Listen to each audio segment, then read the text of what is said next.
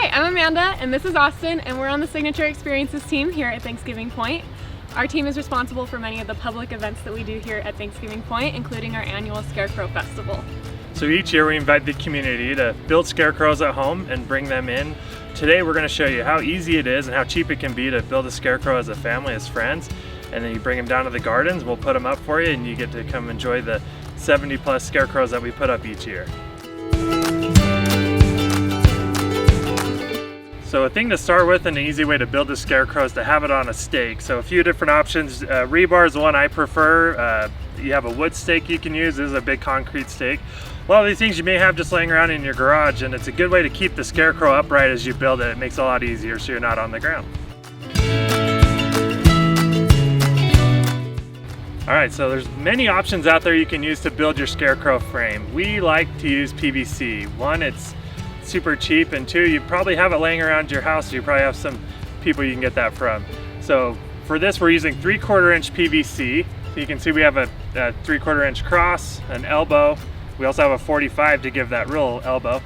So all this stuff is super cheap. You can probably find around your house, and one, it's light. You don't need to have a lot of other help doing it. You can mount it on your rebar. All right, let's get started. Another benefit to PVC is that you can cut and shape it into whatever works best for your scarecrow, and then you can glue it together afterwards so that it maintains its shape. So right now we have one of the arms, so we're going to take this off before we glue it, and we're going to use it to shape the other arm. So what we're using today, these are just PVC cutters. You can get these at most hardware stores. Another thing you could use is just any kind of saw that you feel comfortable using, and make sure you use safety glasses when you're using any kind of saws. So I'm going to hand this other arm over to Amanda. We're just going to show you a way to do it. So rather than measure it out and be so precise, I'm going to just use the model that we've already created and just size it up that way. So I know it's right there. Doesn't have to be exact, and this cutter just cuts it that quick. Now we have his shoulders.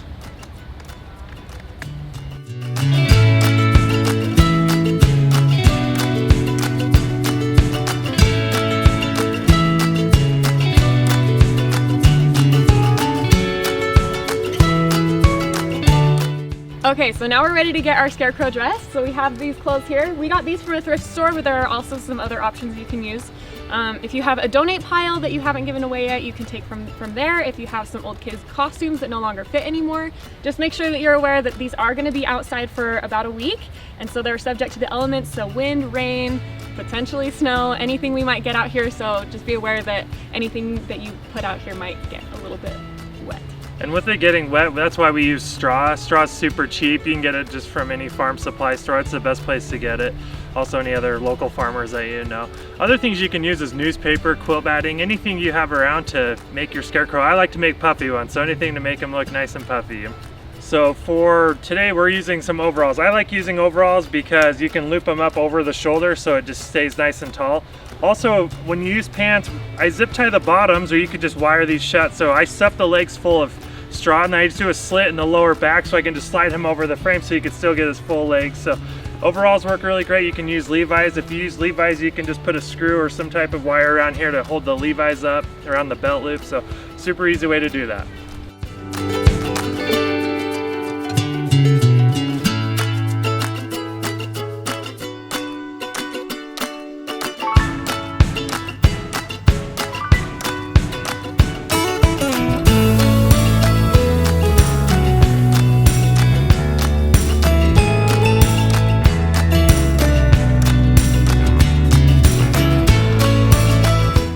Okay, so now that our scarecrow is almost done, we finished assembling him, so we are just gonna add some final touches. So for our scarecrow's head, we are using a craft pumpkin.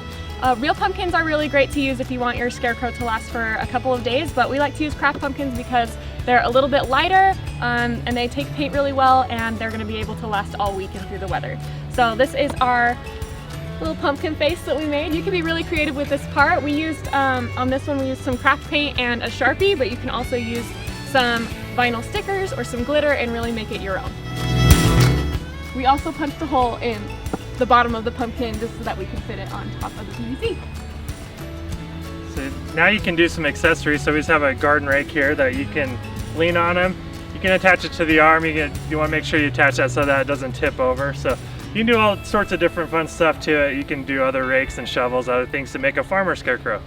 Okay, that's all we have. Thanks for joining us for this video. We hope that it gives you the confidence that you need to build your own scarecrow, and we're really excited to see what you come up with. And did we mention prizes? To see the prizes, more information, and to sign up, visit thanksgivingpoint.org. We'll see you next time. Bye.